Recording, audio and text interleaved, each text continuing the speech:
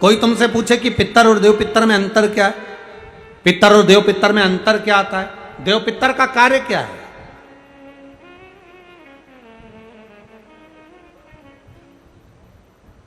हम जब भी कोई पूजन करते हैं तो कहते पितृ देवता, बोलते कि नहीं बोलते? पर आज तक हम अब यह नहीं बोलते कि देव पितर का कार्य क्या, देव पितर क्या है। पितर देव नहीं, देव पितर का कार्य क्या है? देव पितर का एक कार्य है, परमात्मा जीव को गर्भ में धारण करा देता है, पर जो शरीर गर्भ के अंदर बच्चे का बनता है, बेटा बेटी का जो गर्भ के अंदर शरीर बनता है, वो देव पितर निर्मित करते हैं। उनका काम क्या है? देव पितर का सबसे बड़ा कार्य है कि गर्भ में जो बच्चा है उस गर्भित बच्चे को शरीर कैसा देना, उसके नेत्र ज्योति कम रखना है, श्रवण शक्ति कम रखना है, उसकी छाती में, उसके हृदय में, उसके दिल में छेद करना है, हड्डी को कमजोर करना है, पांव टेढ़ा करना है, हाथ टेढ़ा करना है, या उस शरीर को सही तरह से निर्मित करना, ये देव पितर का काम।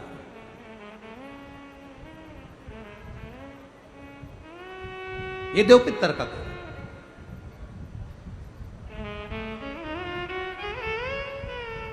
एक जैसे आप लोगों के स्मरण में होगा कि श्राद्ध पक्ष के अंदर चुटकी भर आटा दरवाजे की दोनों चौखट पर डाला जाता है। किसी किसी के यहां दरवाजे पर आटे से रंगोली बनाई जाती है, कहीं देखिए आप लोगों ने कि नहीं देखी? स्मरण में होगा किसी के, दरवाजे पर आटा डाला जाता है, वो देव पितर के भाव से डाला जाता है। जिस बेटे बेटी का मंगल विवाह नहीं हो रहा हो, शुभ कार्य की सूचना नहीं आ रही हो, बहुत दिनों से एक फाइल कहीं लगी हुई है, अटकी हुई है, नहीं काम हो रहा, हम उनसे कहेंगे ये जो 16 दिन श्राद्ध के हैं, जितने दिन निकल गए, जितने दिन बचे हैं उन दिन में आपके दरवाजे के बाहर एक चुटकी घर से आटा लाकर चौखट के इस ओर, चौखट के उस ओर, दोनों जगह चुटकी भर आटे को डालना प्रारंभ करो। 16 दिन श्राद्ध के पूर्ण हो। जब अमावस्या आए, किसी जलाशय, सरोवर, तालाब, बावड़ी, कुआं, उसके पास में घी का दिया लगाकर आना, बाबा से प्रार्थना कर कर आना। केवल 22 से 24 दिन निकलते हैं और घर में कोई शुभ कार्य की सूचना आना प्रारंभ हो जाती है। वो देव पितर का कार्य, वो कार्य देव पितर का। वो देव पितर किस तरह से करेगा? बेटे की शादी, बेटी की शादी, हम कहें किसी के 42 साल भी अगर उम्र हो गई है, 40 साल, 42 साल, 35 साल, 38 साल, शादी नहीं हो रही, तो कर कर देखना, एक बार बाबा से प्रार्थना कर कर देखना। देव पितर का कार्य क्या है?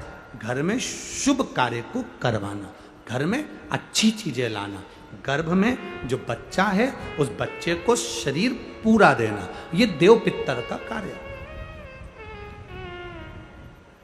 पितृदेव और देव पितर में बहुत अंतर है, बहुत अंतर। एक चुटकी आटा,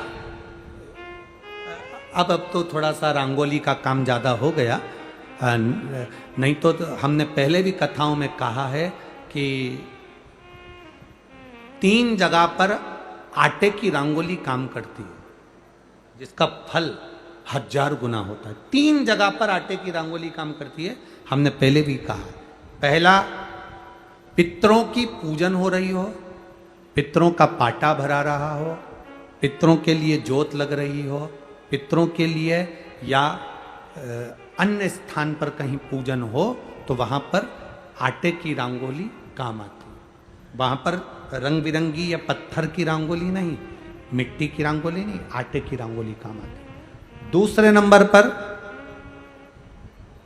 तुम्हारे घर में यज्ञ हो रहा हो, घर के बाहर यज्ञ हो रहा हो, यज्ञ चल रहा हो, उस यज्ञ में 3 परिधियां बनती हैं ब्रह्मा विष्णु महेश की। देखिए आप लोगों ने, यज्ञ कुंड जो बनाया जाता है, उस यज्ञ कुंड पर पत्थर की रंगोली नहीं, मिट्टी की रंगोली नहीं, आटे की रंगोली डलना चाहिए। ये पहले डलती थी, अब लोगों ने फैशन में दूसरी डालना प्रारंभ कर दी।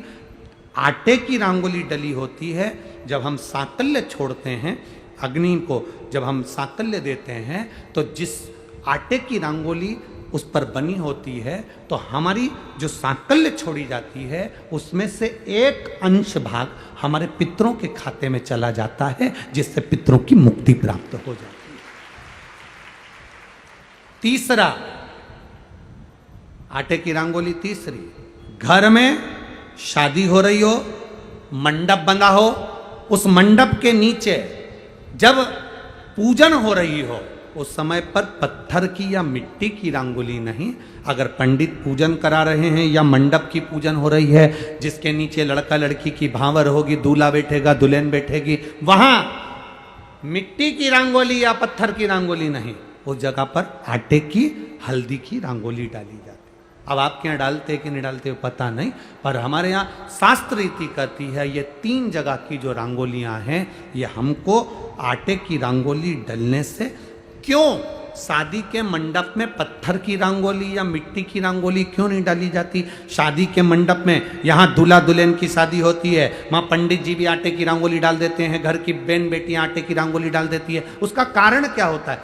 जिसकी शादी में मंडप के नीचे आटे की रंगोली डलती है वहां पितरों को निमंत्रण नहीं देने की जरूरत पड़ती, वहां पितर उस वर कन्या को आशीर्वाद देते हैं जिससे उनका वंश बढ़ता है, वंश रुकता नहीं।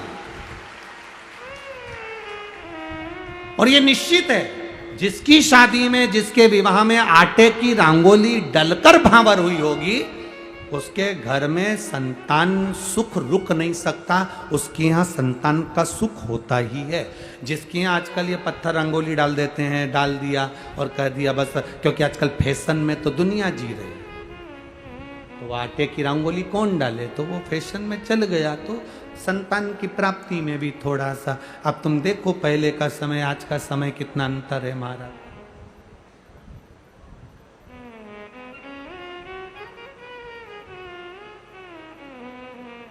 पहले के समय में संतान का सुख शादी के 1-2 साल में प्राप्त हो जाता था। आज के समय में संतान का सुख जब तक डॉक्टर के यहाँ दोनों जांच नहीं करा कर जाए, दिखा कर नहीं आ जाए। सब लोग कह रहे हैं डॉक्टर साहब जरा देखो संतान, डॉक्टर साहब बोले जांच करना पड़ेगी, बहू की भी जांच हुई, बेटे की भी जांच हुई, सब अच्छा है, उसके बाद भी संतान का सुख नहीं,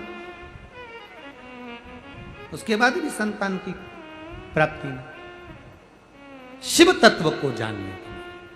शिव महापुराण की कथा कहती है 3 जगह आटे की रंगोली की मूलता है।